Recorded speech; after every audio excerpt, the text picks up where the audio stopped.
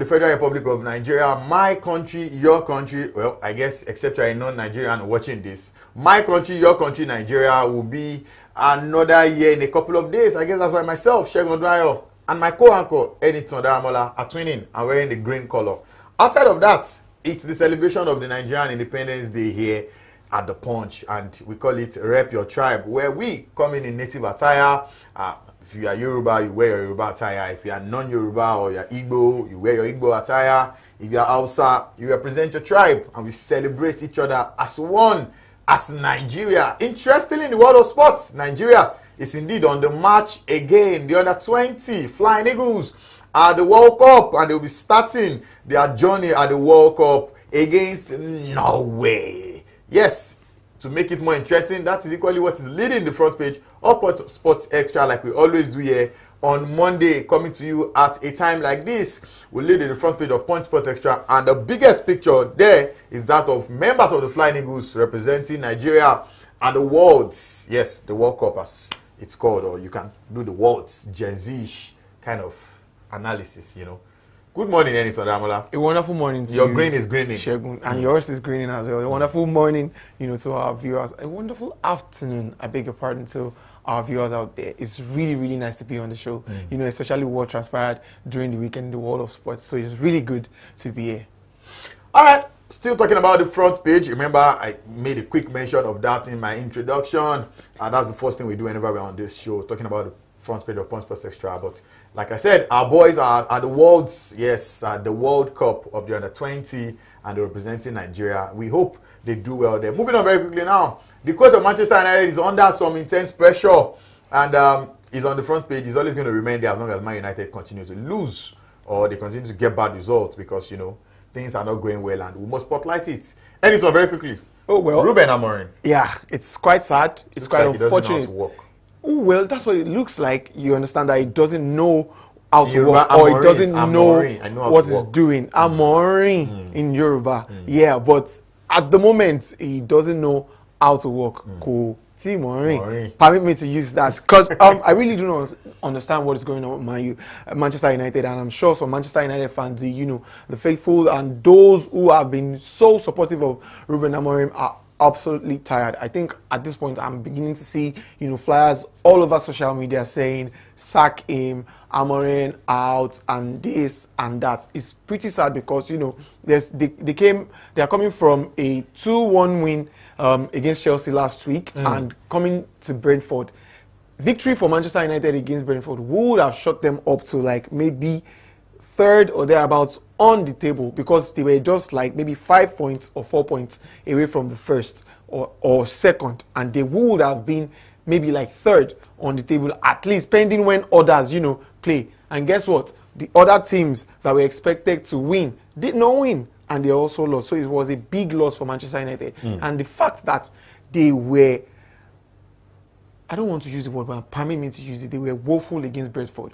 Brentford is a side that, you know, they found it difficult. They started difficult, pretty difficult, you know, in the opening season. And it's been really difficult for them. They've not won as much as, you know, they would, and I expected. They've lost, you know, major key players. Two key players I can mention in Wissa and Brian Mbeumo to Manchester United and Newcastle respectively. But Manchester United, I do not just understand, because it's as though everyone knows the weak points of Manchester United and they are picking it. But the Manchester United manager is pretty adamant and is not going to change, you know, for anybody. You would have thought, okay, 2-1 to Brentford, and then they add a penalty. That would have changed the, you know, the game. And then again, Manchester United's keeper Bruno Fernandes missed the penalty for the second time in the space of maybe 3-4 games, which has never happened, you know, before. And it goes to show, you just ask questions, what's going on with Manchester United?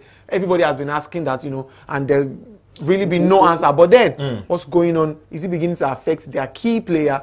What's his name now? Bruno Fernandes. Yeah. We'll be coming back to Man United later on. This is just the first page analysis of the fact that Ruben Amorim is still adamant on the fact that nobody can make him change his mind on his formation, even though it looks like it's not exactly working the way he wants it to work. And when things are not working, you can't keep doing the same thing and expect a different result. But I guess I'm not Ruben Amorim, and we all are not Ruben Amorim. He knows what he's doing. Perhaps he'll get to the end of it. Moving on very quickly now to Pep Guardiola, talking about Manchester City, and he was talking about their form. We highlighted that on the front page as well.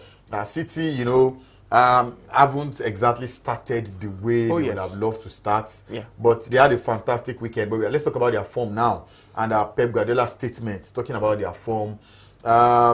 Something is not quite outstanding for them the way we've always known them to be, and it looks like they are still trying to gather their momentum like in the past. Oh yes, so I agree with you, and I agree with everybody, especially with Pep Guardiola, because he's the coach of Manchester City. He knows what is actually wrong, with the team. He knows what is not working well. Maybe he doesn't know, how to, fix it instantly, because it might take time. And I think everybody, especially Manchester City fans, need to, permit me to simmer down on Manchester City, because you need to realize that, or you need to remember that they have lost some key players. You understand? They lost some players that have been with them for a while, and they've had some new players coming in people like Reinders, what's his name, the guy from Lyon. They have Czechie, yes, Ryan Czechie, and then there's this young defender whom they bought. I think Usmanov. Usmanov in January last summer.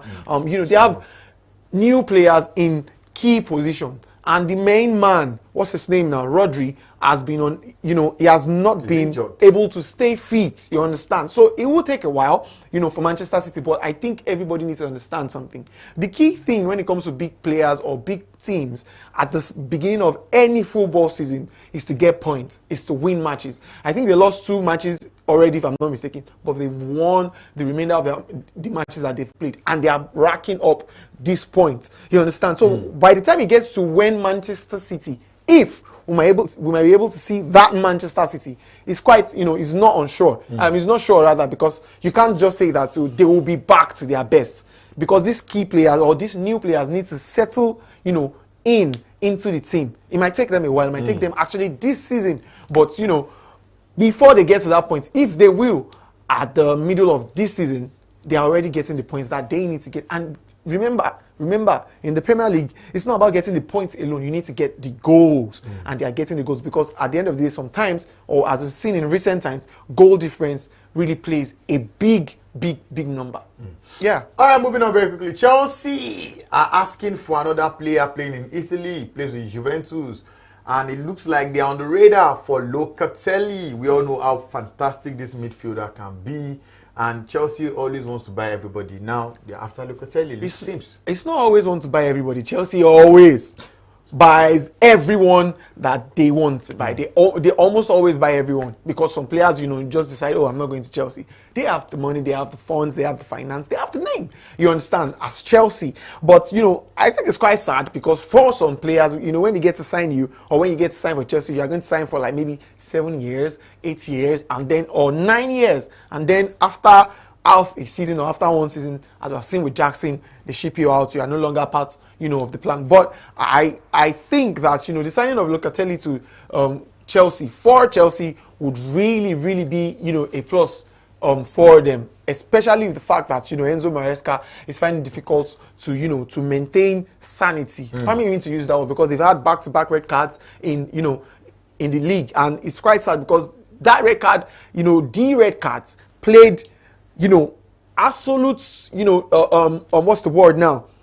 A major impact on their games. They lost 6 points for, let me use the word carelessness, because you don't want to. The last game against Manchester United, it was the goalkeeper. He said he preferred to have been 1 goal down than to be a man down. And you don't just want to lose any player, especially the fact that it was Sanchez. Sanchez is and has been a pivotal, player for Chelsea. You don't want to lose that kind of player. And then you go again, you were 1-0 up at the weekend, and then a red card came in. And what have you? When 3 goals down, to a team where you could have actually won the game. So I think the addition of Locatelli, well, you cannot say, because sometimes when you transfer to a new league, you really can't, it can't be difficult. But, Chelsea can if they want to sign him. But the decision lies in the hands of the player. Does he want to leave Italy for Chelsea? That's a big one to answer. The coach of Werder Bremen has said he wants Victor. Yes, sir. Victor Boniface. He wants him in the best of form after coming back from injury and leaving Leverkusen, almost made it to Milan.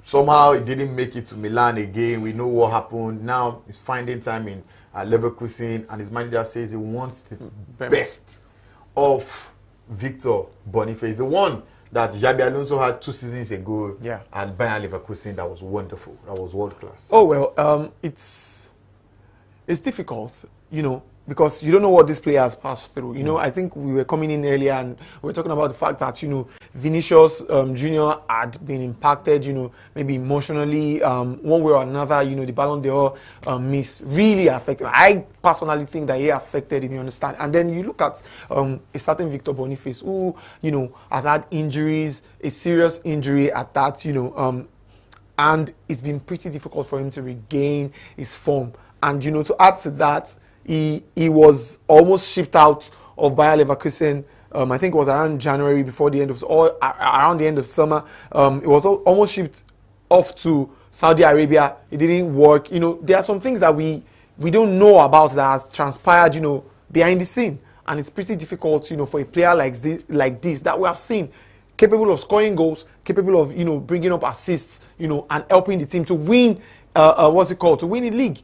He's capable of that, but it's quite unfortunate that he has not, you know, really rediscovered his form. We are hoping that he does that, but for the sake of Werder Bremen, he needs to rediscover his form, and not just Werder Bremen. You never know, because Super Eagles really need someone who would keep scoring goals. You know, people might be arguing that he has not, you know, scored for Nigeria in his time, but you never know. One goal is all it takes, that, you know, to change the situation. And at this point in Nigeria's history, footballing history, we're about to miss out, you know, of the World Cup. And if he can rediscover his form, you know, with Werder Bremen, who knows, he would be able, or he could be able to translate that to, or transfer that, you know, to the Super Eagles. But for his own good, he needs to rediscover his form, because if they want to sign him permanently, he needs to show them that, this is why we have to buy you. Or if AC Milan are going to come back and say, okay, maybe we made a mistake. Or if teams in the Premier League are going to say, we know this guy is capable of doing this, we really need you, we need you to sign for us. He needs to rediscover his form. Of course, for himself and for his own club. Exactly. Even though he's on loan. Very quick, let's tell you that our CAF Champions League men, yes, our CAF Confederations Cup flag bearers, I'm talking about Kwara United and Abia Warriors. Guess what? They are out. Recently, our CAF Champions League flag flyers did a great job and made it into the next qualifying round of the qualifying series. And we thought perhaps the clubs in the second tier of African football were going to also do that kind of a thing and emulate the success of Remo Stars and the other team representing Nigeria in the CAF Champions League. Unfortunately, same could not be said, because they, talking about Abia Warriors and Kwara United, have been down. They've been gone down by Ashanti Kotoko of Ghana. Of course, if you've been watching football in Africa for some couple of years now, the name Ashanti Kotoko wouldn't be new to you. And of course, Joliba FC of Mali downed Abia Warriors, and they are out. Anytime Ramola, this is the money spinning stage playing on the continent, especially for CAF Champions League. At this level now, for CAF Champions League, they are earning $50,000 right now big for that level. And if they leave that level of the CAF Champions League, that they have another qualifying round. If they go past that, they are going to be qualifying to another place where the least they will get is $700,000. I mean, that's big money. But for the CAF Confederations Cup, not as big as CAF Champions League, but hey, still money spinning as well. Unfortunately, our guys do not have that quality yet to get to that next level, and they are home. Talking about Kwara United and Abia Warriors. Yeah, talking about Kwara United and Abia Warriors, the CAF Confederation Cup is a major one. It's a major one because, you know, apart from the Apex, which is the CAF Champions League, you know that, you know, the CAF Confederation Cup is the major. It is actually quite big, you understand? And you don't want to lose out early stages. You need to get to the main, you know, to the main competition and, you know, try to best your opponents. But like you said when you were starting, that Ashanti Kotoko, you know, there are no strangers when it comes to African football, you understand? So you really want to be at your best. But unfortunately, Kwara United and Abia Warriors could not make it to the next round for, you know, of the competition. And it's quite sad that their out are only, you know, representative at that tournament, they're out. So all eyes, everyone's attention is, will be on, our qualifiers in the our representatives rather in the CAF Champions League, and we just hope that they can keep going and get to the main event and hopefully this time, because I think it was some months ago or last season, we were talking about the fact that we really need to, our teams here need to get to that level where, they keep playing. Because imagine if we had won the CAF, Champions League the previous one, we would have seen a Nigerian team play at the club, World Cup. You understand? But but unfortunately, we didn't get to the level to to have qualified. But I feel, I really, really strongly believe that the name aside, when you hear Nigeria everywhere, oh, Nigeria, there's something about Nigeria everywhere. Our footballers, making name everywhere in the Premier League, in the La Liga. You understand? But we really need to do well with our leagues, and especially the African competition. We really need to do well. And the club side, we really, really need to do well. I do not know. I cannot say that this is what is, why we are not doing well. But I believe that, maybe, I just believe that, proper preparation will give us, good run when it comes to this league. And you not, rule out the fact that sometimes when it comes to away games, it's pretty much difficult. We need to start nailing this at the away games. I think we'll talk about this the last time, that we really need to start nailing it away, because I think I don't know if it was Kwara United or Abia was who played away and they lost. It was a close one, but at the end of the day they lost maybe like 4-1 or 3-2 or thereabouts at the end of the day before the home game. So when you lose that margin, it's pretty difficult to try to cover it up and to make it up. But we really, really need to start looking forward stepping it up. Yeah, stepping it up, winning away and then winning at home. Nothing less. We still have two of our guys in the CAF Champions League, like I said earlier. Yeah. We have Rivers United still in the CAF Champions League, the second qualifying round of the qualifying series, like I made mention of earlier. And there's Remo Stars, the champions. But guess what? Remo Stars will be coming up against the Mamelodi Sundowns of South Africa. If you want to be the best, you have to beat the best. So if they want to truly get to that money spinning stage, you have to earn it. You have to earn it. Nothing gets dashed. You have to earn the opportunity to be there. I would like to see what happens. What comes out of it. Remember that in their earlier qualifying game against the Benin Republic side, they won home and away. Not forgetting that the away game for that side, for that team, was played in the same stadium where Remo was home, because they don't have a pitch over there that is capable of hosting such a game. So both games were played in Abeokuta. Remember that Remo Stars, major stadium there in Ikene is currently under some kind of construction that they are working on at the moment. So they had to move from Ikene to Abeokuta, and then they played both games there. So perhaps it wasn't exactly away. But like Eniton said, if you truly want to be a big team, you have to go away and win away, not away at your backyard there. Moving on now, let's give you a recap of what went down at the weekend in the leagues, various leagues that we'll watch. Of course, starting from England, where Chelsea Football Club of England, the world champions, were downed by Brighton. Eniton, that game was shocking. A game where many persons, especially investors, yeah. But they lost 3-1. And Brighton indeed had a bright day. Oh yeah, it was indeed a bright day for Brighton. I think it was pretty difficult for Chelsea, knowing fully well that they were 1-0 up, and all they needed to do was either to score more goals or defend and keep the lead. But unfortunately, they had to lose that game because they had a red card. And then, once you are one man down, there's an advantage, for the opposing team. Well, we really need to give kudos to Brighton as well, because Brighton, they did not just defeat Chelsea. Recall that at the start of the season, I think it was 2 matches after, to this season, they defeated Manchester City from a goal down, and they ended up winning that game, I think 2-1, if I'm not mistaken. Yes, they ended up winning the game 2-1. I think it was at the Etihad. Even this season, they defeated Man City. That's what I'm saying, that they defeated Man City 2-1, and now they are just, they've done the same thing. But they know how to win some games that you'll be shut down, and they know how to also lose some. Oh yes, obviously. But it's a big one for Brighton. They keep showing you that we are, big threats to the big teams. That's just what it is. Because if you have opportunities and you do not take them, you are going to rule those chances, and then you get beaten. That's what happened to Chelsea. I know we made mention of it earlier, especially Anytime, but United were also down. Oh yes, absolutely. Wow. 3-1 to Brighton. I'm sorry, Brentford. I beg your pardon, Brentford. They are similar. Yeah. I was going to mention when something. You lost. Whatever. I was going to mention something, earlier. Well, the loss was not one way, was not one-sided. Everybody, chop breakfast everywhere from England to Spain. But I don't want to jump the gun. We are still coming to Spain. However, you really need to give kudos to Brentford. Yeah, I know. I'm sorry for the Brentford. stray bullets. But you need to give kudos to Brentford.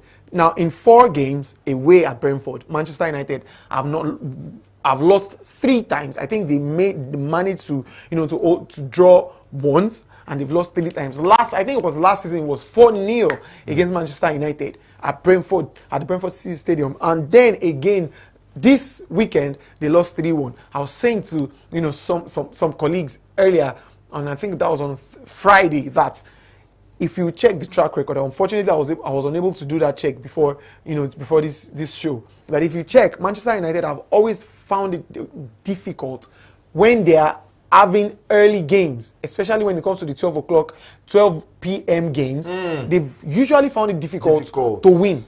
It's no. If you check, statistics. If you check, you see that it's been pretty difficult. But that's not an excuse. But that's not an excuse, because as it is now, someone said something yesterday that it is pretty difficult for you to back up, to defend Ruben Amorim, because he's pretty adamant that he's going to use his formation, and he's not going to change. Everybody's calling for a change of formation. Use the 4-3-3. The big players or the legends in the game are calling for the formation. And I think we really was saying this morning or yesterday that it's pretty difficult for him to watch his team. Manchester United is it's pretty sad to watch. And then I think it was over the weekend that Ferdinand was sending him direct message to Ruben Amorim saying, you don't want to lose, what's his name now, Kobe Mainu, and he should do whatever it takes to ensure that he doesn't lose that kind of player. But I think he's really finding it difficult to hold even his players down. And then we had a certain Matthias De Ligt saying you shouldn't blame the coach, that you should blame the players, that lost. But as it is, time is ticking. The clock is ticking for Ruben. It might just be the second manager to be sacked. Oh yes, it might just be for performances, because one other manager, Nuno Espirito Santo, was sacked, but that was not because of his performances. The main guy that was sacked for performances has to be the West Ham manager, former Chelsea manager, and former Brighton manager. You know who we are talking about? They say Manchester United also want him. I won't call his name right now. Man. I mean, to have to what Manchester United fans are facing. Moving on very quickly, Manchester City faced Burnley, and they indeed told them that this is the EPL and we are the big boys here. 1, 2, 3, 4, 5 goals to 1 against Scott Parker's side. Pep Guardiola's men nailing the new boys. Oh yeah, absolutely. Pep Guardiola's men nailing the new boy. I almost thought that my captain, my FPL captain, was going to go without a goal, but luckily at the end of the match, I think it was towards the death, he had 2 goals. He scored 2 goals. And he had an assist. Oh yeah, that was my captain too. Nice. Erling Haaland. So pretty brilliant pretty brilliant from Manchester City. These are the kind of games that you do not want to lose. That you do not want to just gamble. You don't want to play at all. These kind of games when you have the opportunity to put 10 past your opponent, do it, because you don't know when it might come. It might come useful. It might be useful. So at this time, like I said earlier, they are making it count. These are the games that they want to play, especially remember that they played against Arsenal last week, and they were almost with 3 points away until Arsenal scored. Arsenal almost got the taste of what they did against Manchester United at the first game of the season. But unfortunately, it was good for them, because at least their effort didn't go to waste. But when it comes to games like this, and your team is not what it used to be, you need to get the points that you can. Especially with teams like that. Unfortunately, I'm not going to say that is a walkover, but then because it's the Premier League. But then you expect a team like Manchester City to dispatch Burnley. That's just it. All right, let's talk about Arne Slot, a man who has gotten so used to winning that whenever he loses, he finds someone to blame. Remember the other time when they lost, he found someone to blame. He was talking about the fact that he was blaming one of his players. He was blaming. They didn't actually lose that game; they won. But he was blaming Ugo Ekitike. Said he made a stupid decision by ending that red card and bringing it upon himself. Guess what happened again when they lost to Crystal Palace? He blamed one of his players for leading an attack when they should have been sitting down to just allow the game end in a draw. And people are saying, ooh, Arne, watch it. You're blaming your players too many times. It's the Premier League. You know, coming up against a man who has class. Yeah. A man who told Pep Guardiola, when next you come up against me, trust me, you won't beat me with this same system. And they won against Pep Guardiola. Where? In a major final. I'm talking about former Frankfurt manager, a man who won an European trophy with Frankfurt, Oliver Glasner. Is doing wonders over there at Crystal Palace. Yeah, I think they are currently unbeaten in about how many games now? I can't recall. 18 games. No, the first Crystal Palace manager. 18 games, and maybe if Manchester United are looking for a manager, I think they should. Yes, this man lost his marquee player to Arsenal and almost lost his captain, and he told them, if you allow this guy go, there's nothing I can do. But look at what they are playing, even with his other guys. Kamada, Ismail Assar, Jean-Pierre Mateta, Daniel Munoz. Look at that team. So, formidable. Formidable. Quite formidable. And, you know, this is what you want from your manager, who has full confidence in his players, regardless of, you know, their level. You know, there are some players you call world class. You know, there are some players they are not world class. Average players. I'm not going to say Palace players are average, because if you look at what they've been doing, you know, for the past 18 matches, they've gone unbeaten. That's not just some average, you know, stints, not just some average things to do. They understand, but it's pretty much amazing that they are, you know, able to beat Liverpool. They have been able to beat Liverpool, and it was quite an interesting match, incredibly interesting. I love that game. Oh, absolutely interesting. Like that looked like the match of the weekend. Last minute. That looked like the biggest match, you know, the most interesting match of the weekend. Guess who scored? Former Arsenal player Eddie Nketiah scoring the winner. You know, at the point you'd have thought, oh well, this game is going to end in a draw. I think it was about the 85th or 86th, going to the 87th minute thereabout. That opportunity came. No, it was in the 97th minute. Oh, sorry, 97. Sorry, when I said Slot was complaining that it was 96 minutes the referee gave and all of that. And then, you know, when you have chances, take them. It was a pretty good control. Yes, a good control and dispatch with his left foot. Pretty amazing. You know, it takes, when you control a ball like that, at that point, at that time, you need the composure. Your eyes just need to be on one thing, and that's the back of the net. But, you know, luckily for him, he was not looking at the goalkeeper. He had his eyes on the goal, because if he was looking at the goalkeeper, he pretty much would have lost that, you know, that opportunity. Why? Because he was against one of the best goalkeepers in the Premier League. Arguably, one of the best goalkeepers in the world. You understand? In the Liverpool goalkeeper, Alisson Becker. Thank you very much. And you know, he just dispatched that ball and then ended the game. But I was going to talk about one thing: the fact that Arne Slot keeps slotting his players, you know, under the bus, which is not, I don't think is a good thing, because this is somebody that is just coming new into the league. I think he was talking about Frimpong.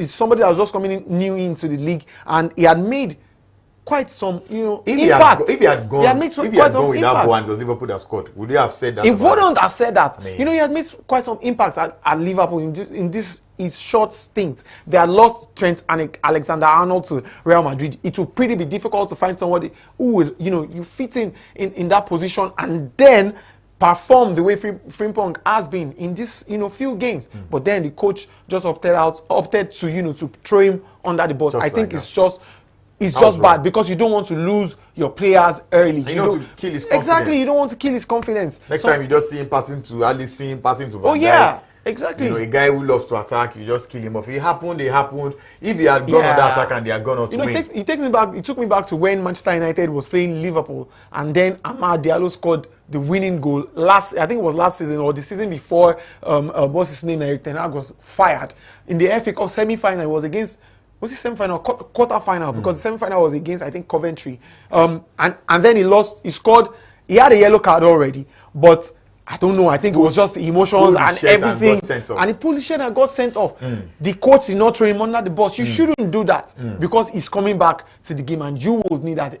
What's his name? And Slot did that with Hugo Ekitike. And I don't think he should do that, because this is a time where Liverpool had just gotten their key, you know, striker who they needed in person of Isak. And then by the time there's there's going to be, or there is expected to be some sort of competition between Isak and Ekitike. But you want these guys fresh. You want them, you know, having the same mindset, not competing against each other. You understand? So if you start throwing somebody under the bus, you might give him the feeling that, you know, maybe the coach is preferring someone else over me, or oh well, he has his player now, and then maybe I might be, you know, what's his name, a second option. No, you don't want to do that. All right. Real Madrid got fired by their arch rivals Atletico Madrid. 5-2. That game was a cracker. If you know what, just go and see the highlights. Guess what?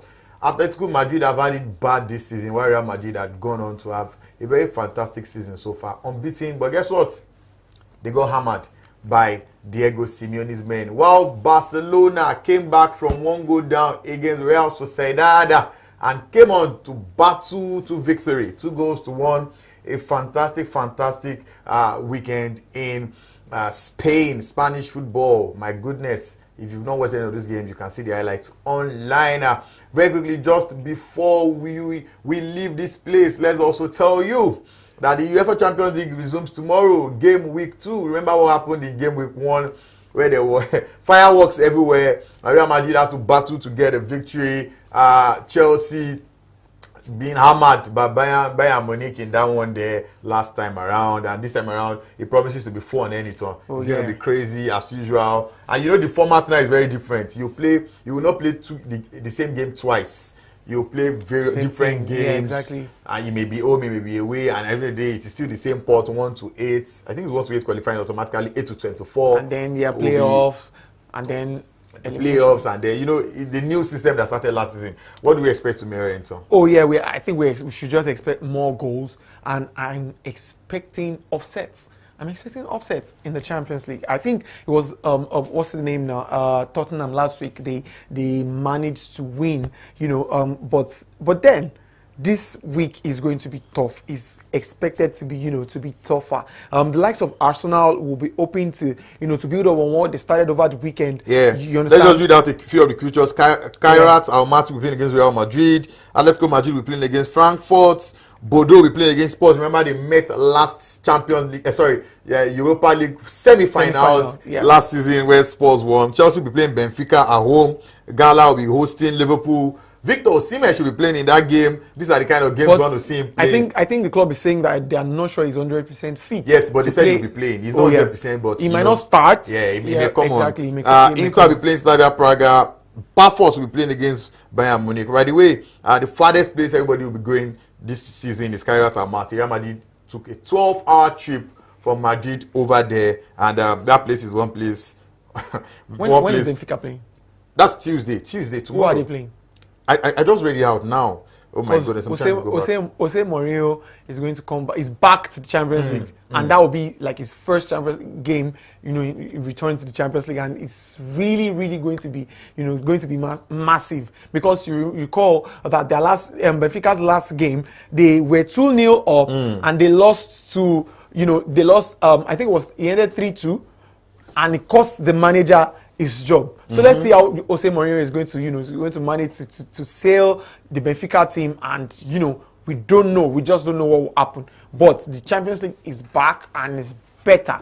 However, I'm still, you know, that format is really interesting. It is really interesting. We'll get to see who will qualify, you know, automatically, and we'll get to see those who will go to the playoffs. Remember, I think PSG, I'm not sure if they made, you know, I think they played in playoffs. Benfica is playing Chelsea. Woo! Benfica is playing Chelsea on Tuesday. Thank you very much. So that's Jose Mourinho returns to his former club. Exactly. On Wednesday, RUSG, Real Union is playing Newcastle. Arsenal is playing Olympiacos. Barcelona, Paris Saint-Germain. Remember what happened last season? A cracker it was. Bayern Leverkusen, PSV. Dortmund, Atletico Bilbao. Monaco will be playing against Manchester City in Monaco. That's the place I would like to, you know, a place you should like. I mean, Monaco, the city now, against Manchester City. Napoli is playing against Sporting. What happened at Napoli? Kevin De Bruyne and his manager. Villarreal will be playing against Juventus. That is what we'll be having this Tuesday, where it's a cracker from beginning to the end. From start it's going to be fun. A very big thank you to Anita Damala for being part of this. Congratulations against to Nigeria, our country. That's why we are grinning at the moment. Nigeria will be +1 in the next couple of days on the 1st of October. and we do hope that Nigeria country becomes better. A very big thank you to you for watching. Yes, you out there, viewers, for watching, because like I always say, we are here because you are there. A very big thank you to the guys behind the studio, pressing the right buttons, checking the right cameras, and ensuring the right angles have been projected to you out there. My name is Shegun, and saying I was a fantastic shout of trouble. God